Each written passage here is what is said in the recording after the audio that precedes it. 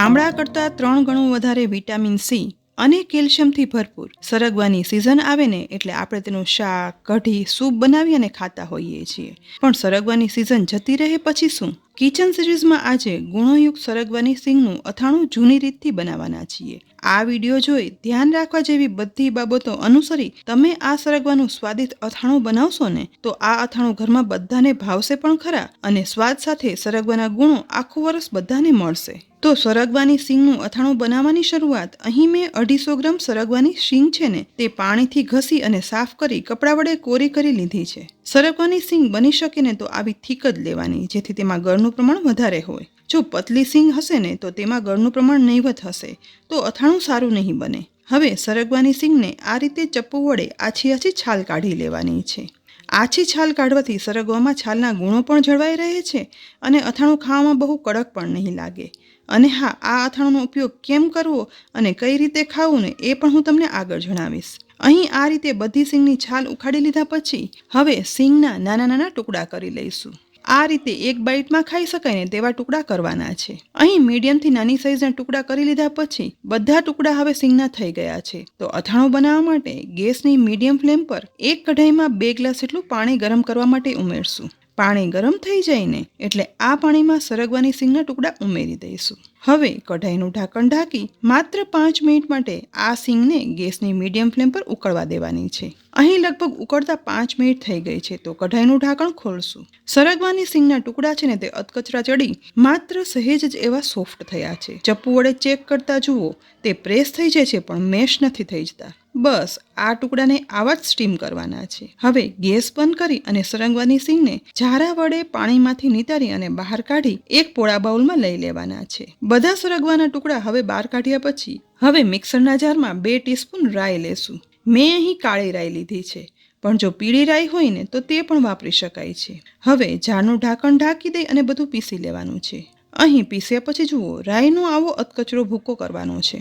ત્યાર પછી બાફેલા સરગવાના ટુકડામાં રાઈનો આ અધકચરો કરેલો ભૂકો છે ને તે ઉમેરી દઈશું. તેની સાથે 1 ટીસ્પૂન જેટલું મીઠું, 1/4 ટીસ્પૂન હળદર પાવડર ઉમેરશું અને બધું એકદમ સરસ રીતે મિક્સ કરી દેવાનું છે. રાઈના ભૂકાને આ રીતે અથાણું બનાવવા માટે મિક્સ કરવાની રીતને રાઈનો બોળો આપ્યો કહેવાય છે, જે બહુ જ જૂની રીત છે. તેનાથી શું થશે કે રાઈના કારણે એક સ્ટ્રોંગ તીખો ટેસ્ટ સાથે થોડી ખટાશ હોય છે તે મીઠા અને હળદર સાથે મિક્સ થઈ સરગવામાં એકદમ સરસ ચડી જશે, જેથી સરગવામાં એક સરસ ટેસ્ટ આવશે. વળી હળદર અને મીઠું બંને પ્રિઝર્વેટિવ તરીકે વર્તે, જેથી આ સરગવાનું શીંગનું અથાણું છે ને તે આખું વરસ કાળું નહીં પડે અને એક જ સ્વાદનું જળવાઈ રહેશે. આ રીતે બોળો આપવાથી બધું વ્યવસ્થિત મિક્સ થઈ ગયા પછી કાચનું એક કોરા કન્ટેનરમાં આ રાઈનો બોરો આપેલ સરગવાની સિંગના ટુકડા છે ને તે ભરી દેવાના છે.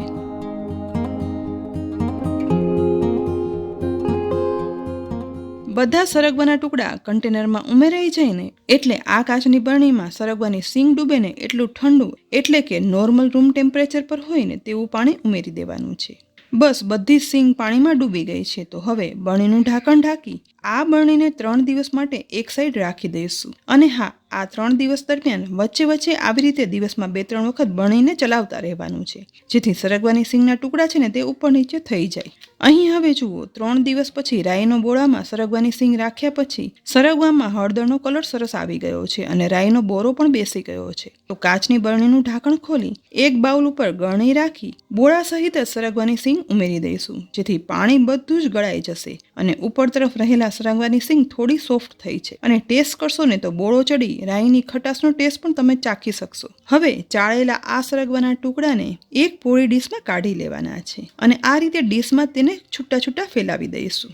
ડીશમાં ફેલાવાઈ ગયા પછી આ ડીશને તડકામાં 3 કલાક માટે રાખી દેવાની છે.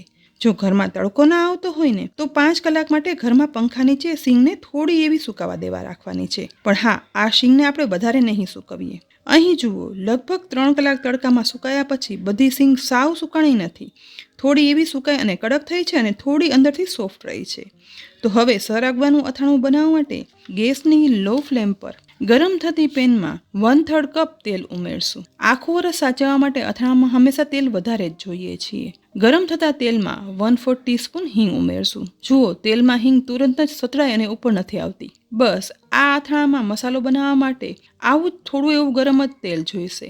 હવે તુરંત જ 3 ટીસ્પૂન જેટલા મેથીના કુરિયા, 2 ટીસ્પૂન જેટલા રાઈના કુરિયા, સાથે 1/2 ટીસ્પૂન વરિયાળી, 1 ટીસ્પૂન આખા કાળા સૂકા મરી ઉમેરશું. હવે સાવ લો ફ્લેમ પર જ તેલમાં આ બધા મસાલાને સહેજ એવા મિક્સ કરી અને સાતળવાના છે, જેથી મસાલા સતળાઈ જાય અને કાચા પણ ના રહે. ત્યાર પછી તુરંત જ ગેસની ફ્લેમ બંધ કરી દેવાની છે અને બંધ ફ્લેમ પર હજી પેન ગરમ છે તો તેલમાં મસાલા મિક્સ કરી અને સાતળશું, જેથી વધારે મસાલા સતળાઈ પણ ના જાય અને કડક પણ ના થાય. બસ કુરિયા સતરાવાની સુગંધ આવવાની શરૂઆત થાય ને એટલે તેમાં 1/4 ટીસ્પૂન હળદર પાવડર, 3/4 ટીસ્પૂન મીઠું ઉમેરી સતરાતા કુરિયામાં મિક્સ કરી દેવાના છે. સહેજ એવા જ મિક્સ કરતા હવે આ બધો મસાલો ઠંડો થઈ જવા લાગ્યો છે તો તેમાં 1/2 ટીસ્પૂન લાલ મરચું પાવડર ઉમેરી અને મિક્સ કરી દેવાનું છે. ગેસ બંધ છે એટલે છેલ્લે ઉમેરાતા લાલ મરચું પાવડર છે ને તે બળી અને કાળું પણ નહીં પડે અને તેનો લાલ કલર છે ને તે એવો સરસ જળવાઈ રહેશે.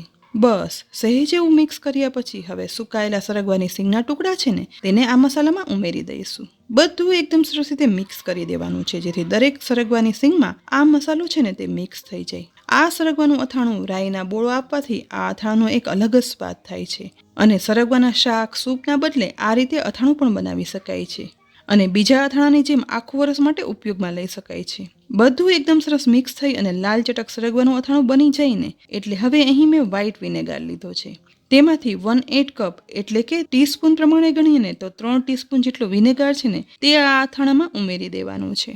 બહાર મળતા રેડીમેડ અથાણામાં તો લીંબુના ફૂલ હોય છે, પણ વિનેગર ઉમેરવાથી આ અથાણું થોડી એવી ખટાશ સાથે આખું વર્ષ સારું રહે છે. સરગવાનું અથાણું બની અને તૈયાર થઈ ગયું છે અને સરગવાનું અથાણું ખાવું હોય ને તો આપણે જેમ નોર્મલી સરગવાની શીંગનું શાક ચૂસી અને ખાતા હોય અને તેની હાડ છાલ ના ખાતા અલગ કરી દેતા હોય ને, બસ એ જ રીતે આ અથાણું ખાવાનું અને ઉપરની હાડ છાલ છે ને તે ફેંકી દેવાની. સરગવાનું અથાણું બની તૈયાર થઈ ગયું છે એટલે તેને કાચના કન્ટેનરમાં ભરી લેવાનું છે અને કાચના કન્ટેનરમાં કોઈ પણ અથાણું ભરવાથી તે એક સરખા સ્વાદનું આખું વરસભર સચવાઈ રહે છે. બધું અથાણું કન્ટેનરમાં ઉમેર્યા પછી ઉપરથી ગરમ કરી અને ઠંડુ કરેલું તેલ છે ને તે અથાણું ડૂબે ને એટલું ઉમેરી દેવાનું, જેથી આ અથાણું છે ને એ જ કલરનું આખું વરસ જળવાઈ રહે. બસ આવી નાની નાની બાબતોનું ધ્યાન રાખવાથી સરગવાનું અથાણું શું બીજું કોઈ પણ અથાણું બનાવશો ને તો આખું વરસ એ જ કલર અને સ્વાદનું જળવાઈ રહેશે. અને આ સરગવાનું અથાણું પણ આપણે આ બધી બાબતોનું ધ્યાન રાખી અને બનાવ્યું છે, જેથી સરગવાના ઉત્તમ ગુણો છે ને તે આખું વરસ આપણે મેળવી શકીએ. તો ફ્રેન્ડ્સ, ખૂબ જ જૂનું છતાં પણ એક અલગ રીતથી બનતું સરગવાના અથાણાની રેસીપી તમને કેવી લાગી કોમેન્ટ બોક્સમાં લખી અને જરૂરથી કહેજો. સાથે જ રેસીપી ગમી હોય ને તો લાઈક કરી અને શેર કરજો. અમારી યુટ્યુબ ચેનલ સબસ્ક્રાઈબ કરવાનું બિલકુલ ના ભૂલતા. અને હા, સાથે અમારા ફેસબુક પેજને લાઈક કરી અને ફોલો કરજો, જેથી આવી યુનિક રેસીપીના અપડેટ્સ તમને તુરંત જ મળી જાય. ફરી મળશું ઉપયોગી રેસીપી સાથે. ત્યાં સુધી આવજો.